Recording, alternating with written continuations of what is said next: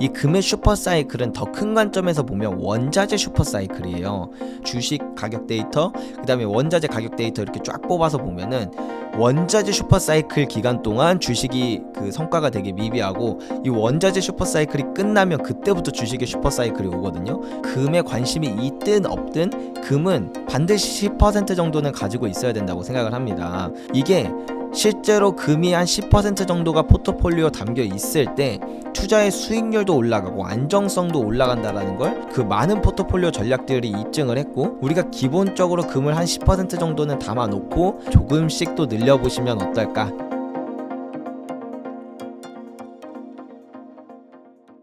사실 이렇게 금을 투자한다는 게 방법이 굉장히 다양한 걸로 알고 있습니다. 현물을 사거나 또 뭐 금 ETF를 사거나 또 주식으로 투자하는 방법 등이 있는데요. 각각의 투자 방법의 좀 장단점을 알려주실 수 있으실까요?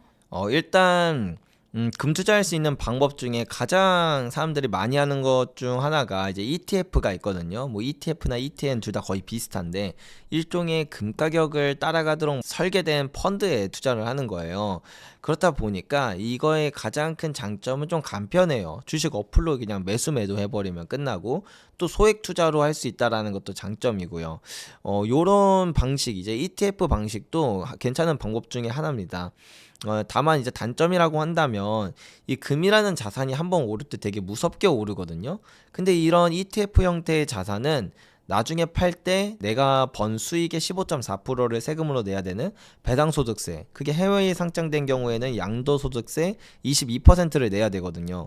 그게 좀 저는 뼈아플 수 있다라고 생각을 하기 때문에 이런 ETF 같은 투자는 좀 금 초보자분, 입문하시는 분들이 소액으로 투자할 때 괜찮다. 왜냐하면 소액으로 투자하고 금방 다른 방법으로 전환을 하더라도 발생하는 비용이 수수료도 적고 해서 비교적 나으니까 이렇게 말씀드릴 수 있을 것 같고, 그 다음으로 추천드리는 방법 중에 하나는, 저는 제가 가장 추천드리는 방법인데, 저는 금 실물을 사는 걸 많이 추천을 드려요.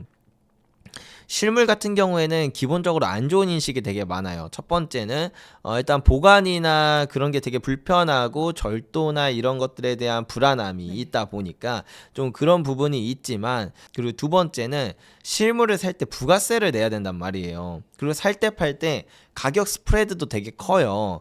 막 이제 무슨 금거래소 이렇게 된데, 이제 그 살 때 팔 때 표를 보면 대략 부가세까지 포함해서 한 일반적일 때 15%, 조금 지금처럼 괴리가 벌어졌을 때 20% 정도 손해를 보거든요.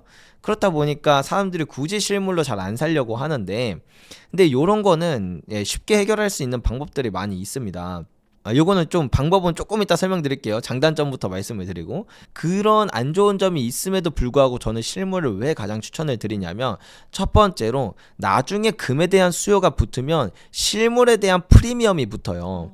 요번에 우리가 경험해봤잖아요. 김치 네네. 프리미엄. 근데 사실 제가 이거 6년 전부터 얘기했거든요. 나중에 금에 대한 수요가 붙으면 그때는 진짜 실물에 대한 엄청난 프리미엄이 붙게 된다. 내가 나중에 금 가격이 되게 비싸져도 금 들고 나가면 사겠다고 사람들이 줄을 설 거다.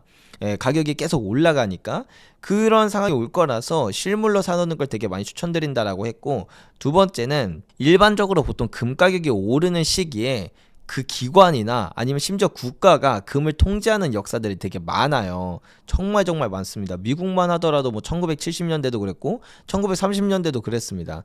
가격이 오르니까 이제 국가가 금 가격을 통제해요. 그래서 막 국민들의 금을 몰수한 적도 있고요. 이런 역사들이 많다 보니까, 물론 지금 시기에 어떻게 그러겠냐라고 말씀하시는 분들도 계시겠지만, 사실 지금 시기에도 비슷한 경우들이 좀 많이 있거든요. 남미 쪽도 그렇고, 우리나라가 안 그러기를 바랄 뿐이지 안 그런다는 보장은 없으니까 금 투자를 할 때는 꼭 실물로 보유하는 게 가장 좋다, 이렇게 말씀을 드리고, 그리고 세 번째 방법으로 이제 비슷하게 그래도 나는 실물은 불편하다라고 하신다면, 제가 그 다음으로 추천드리는 방법이 KRX 금시장이라고 있어요. 이건 이제 2014년쯤에 한국거래소가 이제 금거래를 양성화하고자 하는 취지에서 만든 이제 거래 방법인데, 쉽게 말하면 그냥 주식 어플에서 원래 금 거래를 할 수 있는 탭이 따로 있었습니다. 금 현물이라고. 근데 이게 약간 홍보가 덜 돼서 사람들이 잘 모르셨는데 KRX의 가장 큰 장점은 일단 주식 ETF처럼 간편하다는 거예요. 주식 어플로 하니까 매수매도 똑같고요. 돈 들어오는 것도 똑같고요. 여기에 더불어 이제 KRX 금시장의 경우는 수수료도 ETF보다 더 저렴합니다. ETF의 경우는 수수료가 0.7%에서 0.8%인 반면 KRX 금시장은 한 0.2%에서 0.3% 수준으로 정말 많이 저렴하거든요. 거기에 더불어 ETF나 아까 배당소득세나 양도소득세 있다고 말씀드렸는데 KRX 금시장은 세금이 없어요. 사고 바로 팔아도 그 수수료 0.2%, 0.3% 말고는 거의 손해보는 게 없다라고 보시면 됩니다. 그렇다 보니까 이 KRX 금시장이 어떤 측면에서 보면 가장 효율적인 투자인 거죠. 더불어 이 KRX 금시장은 기본적으로 형태 자체가 금 실물을 투자하는 형태거든요. 우리가 KRX 금시장으로 금을 사면 그 똑같은 중량만큼이 한국예탁원에 보관이 돼요. 실물로. 그렇다 보니까 요번에 금 가격이 이제 오르면서 우리나라 금 실물 프리미엄이 붙을 때 이 KRX 금시장도 실물이기 때문에 프리미엄을 그대로 반영하거든요.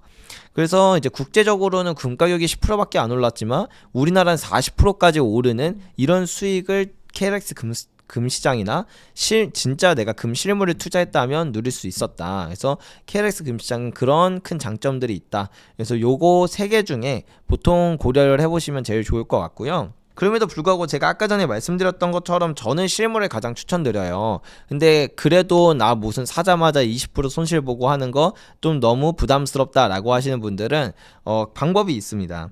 우리가 금을 살 때 일반적으로 그냥 금거래소 가서 부가세 다 내고 사는 방법이 아니라 개인 간 거래를 통해서 사는 방법도 있어요. 흔히 뭐 우리가 중고거래라고 하죠. 네.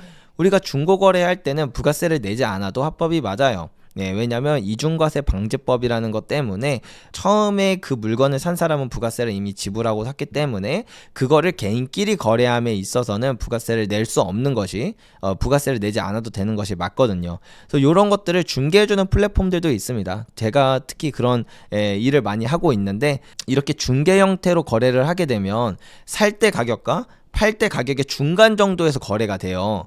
그렇기 때문에 파는 사람은 조금 더 비싸게 팔아서 좋고 사는 사람은 부가세도 절세하고 더 저렴하게 사서 좋잖아요. 그렇다 보니까 이 중간 정도에서 같은 가격에 거래를 하기 때문에 내가 오늘 사자마자 바로 팔아도 같은 가격에 파는 겁니다. 그래서 이런 식으로 하면 내가 살 때 팔 때 그런 스프레드도 줄어들고 그 다음에 부가세도 절세되기 때문에 이런 방식으로 실물을 투자해 보신다면 내가 그 실물 투자할 때의 어떤 장벽, 부가세도 너무 비싸고 살 때 팔 때 가격도 너무 차이가 너무 나서 부담스러운 이런 부분들이 많이 완화될 테니까 이렇게 한번 실물을 시작해 보시면 어떨까 말씀드려보고 싶어요. 금을 투자하시는 분들이 거의 필수적으로 은도 투자를 한다고 이야기를 들었습니다. 네. 은도 돈이 됩니까? 은이 돈이 많이 되죠.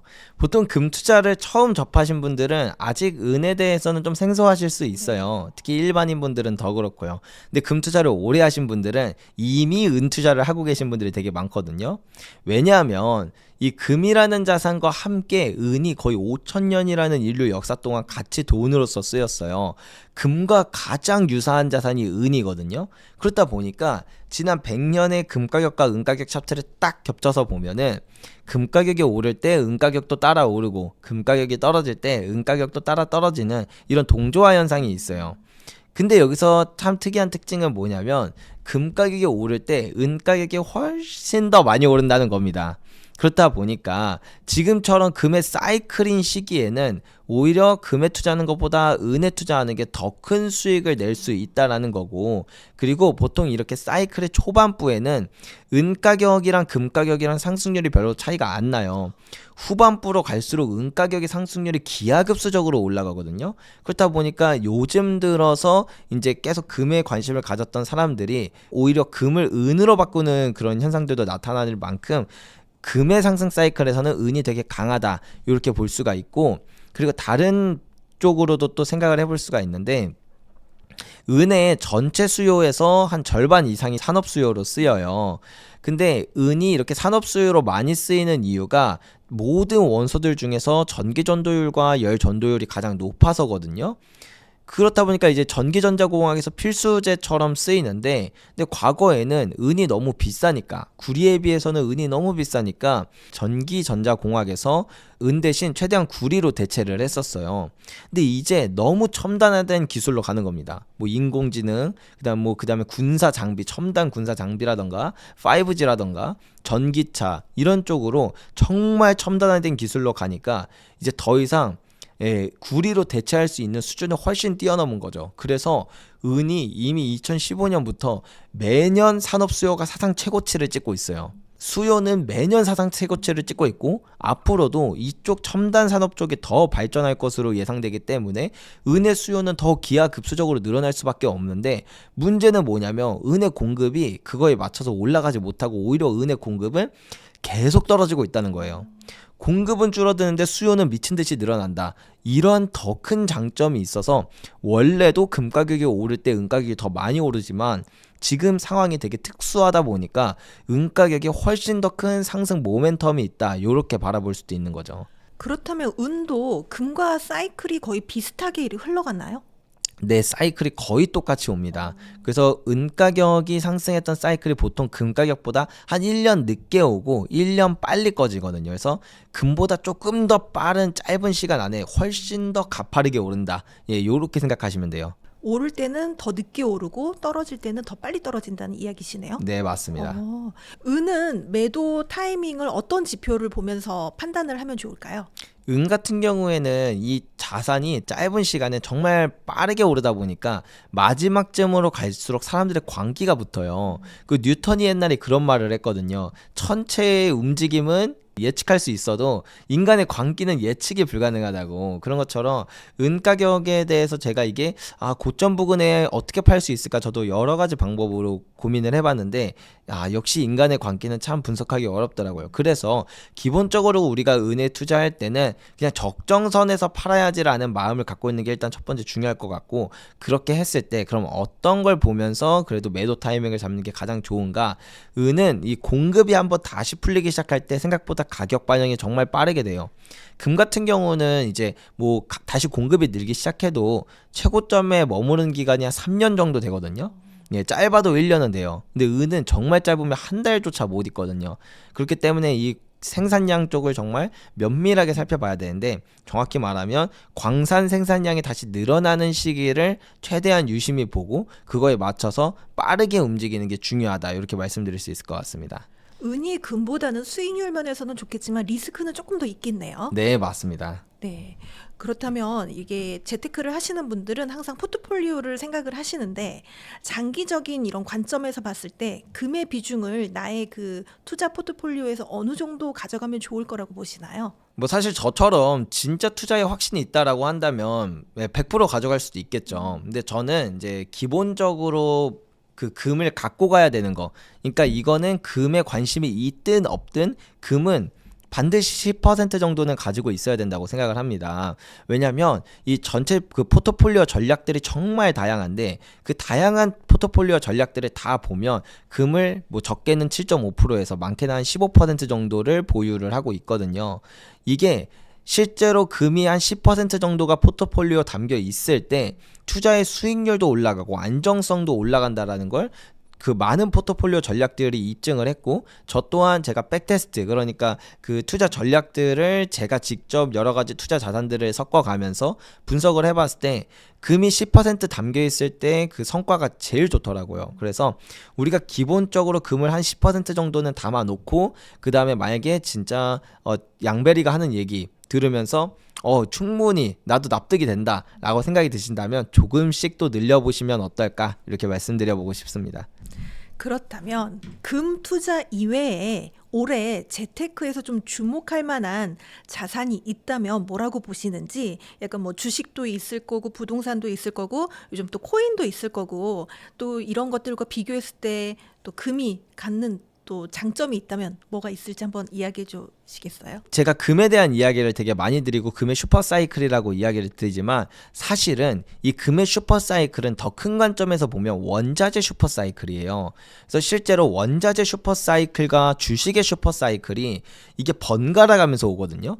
지난 거의 120년의 역사 데이터를 쫙 뽑아가지고 주식 가격 데이터, 그 다음에 원자재 가격 데이터 이렇게 쫙 뽑아서 보면은 원자재 슈퍼사이클 기간 동안 주식이 그 성과가 되게 미비하고 이 원자재 슈퍼사이클이 끝나면 그때부터 주식의 슈퍼사이클이 오거든요. 이게 번갈아 가면서 와요. 그렇기 때문에 지금은 이 원자재들이 다 같이 상승을 하는 그런 이제 슈퍼사이클에 접어들었고 그 중에서 저는 이제 금이 가장 빛날 자산이라고 생각을 해서 금을 가졌던 건데 때때로는 이 원자재 슈퍼사이클 전체 기간 동안 금보다 더 큰 상승을 하는 다른 자산들이 있기도 합니다. 예를 들면 뭐 팔라듐이라던가 아니면 때때로는 석유가 그렇기도 하고요. 특히 석유 같은 경우에는 이 원자재 슈퍼사이클의 초반부에서 중반부, 그러니까 완전 최후반부를 제외한 나머지 기간 동안은 오히려 원유가 더 많이 상승을 하기도 합니다.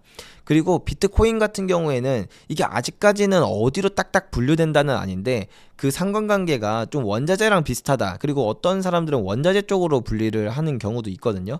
만약에 비트코인도 이 원자재 슈퍼사이클의 그 하나의 자산으로 생각을 할 수 있다면 그럼 비트코인도 이 원자재 슈퍼사이클 기간 동안 큰 상승이 있을 수도 있겠다. 뭐 이런 식으로 생각도 되면서 그럼 전체적으로 원자재 시장 자체를 다 같이 살펴보고 기업들도 원자재 기업 위주로 한번 또 살펴보는 건 어떨까? 이런 생각이 들더라고요. 이게 뭐 약간 투자하시는 분들 중에서 큰 돈을 가지고 계시는 분들도 계시겠지만 또 소액이신 분들이 사실 대부분이거든요. 지금 내가 1,000만 원 정도 있다. 그랬을 때 그럼 어디에 투자하는 게 가장 좋다고 보시나요? 1,000만 원, 그러니까 내가 갖고 있는 금액이 크든 적든 저는 어느 정도 배분을 하는 게 일단은 맞다고 생각을 해요. 진짜 나는 이 자산에 100% 확신이 있어. 라고 한다면 사실 배분 필요 없죠. 워렌 버핏도 이제 보면은 물론 누군가는 또 뭐 보험회사가 채권 갖고 있는 거 아니냐 뭐 이런 얘기도 하지만 어쨌든 기본적으로 워렌 버핏도 자기가 자신 있는 분야에 최대한 많은 비중을 이제 두거든요. 그런 것처럼 내가 가장 자신 있고 내가 가장 확신이 있는 분야가 있다면 거기에 최대한 많은 비중을 태우는 건 당연한 겁니다. 다만 내가 아직까지 이것도 그냥 좀 오를 것 같고 이것도 충분히 일리가 있는 것 같고 라고 생각을 한다면 적절한 배분이 필요해서 금은 한 10% 그리고 뭐 주식이나 그다음에 채권이나 이런 것들도 이렇게 조금씩 나눠서 담아 놓다가 내가 이제 이런 부분 저런 부분 공부함에 따라 특정 자산에 대한 그런 확신이 생긴다고 한다면 그때 이제 다시 한번 포트폴리오를 조금씩 조정해 보면 어떨까 이렇게 말씀드려보고 싶어요. 아까 일부에서도 잠깐 이야기를 해주셨지만 그 골드플레이션이라는 책을 쓰셨다고 들었습니다. 네. 이 책은 어떤 분들이 좀 보시면 도움이 되실까요? 전 세계적으로 사실 금에 대한 그 책이 거의 없어요. 그리고 그 중에서도 되게 뜬구름 잡는 이야기도 되게 많고요. 그렇다 보니까 저는 좀 실전서를 쓰고 싶었어요. 진짜 금을 언제 사야 되는지, 그리고 언제 팔아야 되는지, 그리고 이걸 왜 사야 되는 거며 어떤 방식으로 투자를 하는 게 좋은지 이런 것들을 다 하나 정말 디테일하게 썼거든요. 그렇기 때문에 내가 금 투자가 되게 처음이다. 아니면 나 금 투자 지금까지 이런 방식으로만 하고 있었는데 좀 다른 방식으로 좀 더 효율적인 방법이 있지 않을까? 이런 게 궁금하신 분들은 골드플레이션 한번 읽어봐 주셨으면 좋겠습니다. 사실 이 유튜브를 또 하신다고 들었는데 유튜브뿐만이 아니라 또 거래소도 운영을 하신다고 들었습니다. 네. 어떻게 운영을 하고 계시나요? 일반적으로 거래소라고 한다면 이제 소비자로 뭐 금도 사고 그다음에 뭐 부가세 내고 팔기도 하고 하는데요. 저희도 물론 그거 합니다. 근데 저희가 가장 주력으로 하고 있는 거는 이제 앞전에 말씀드렸던 것처럼 개인 간 거래를 중개해 드리는 걸 가장 많이 해드리고 있어요.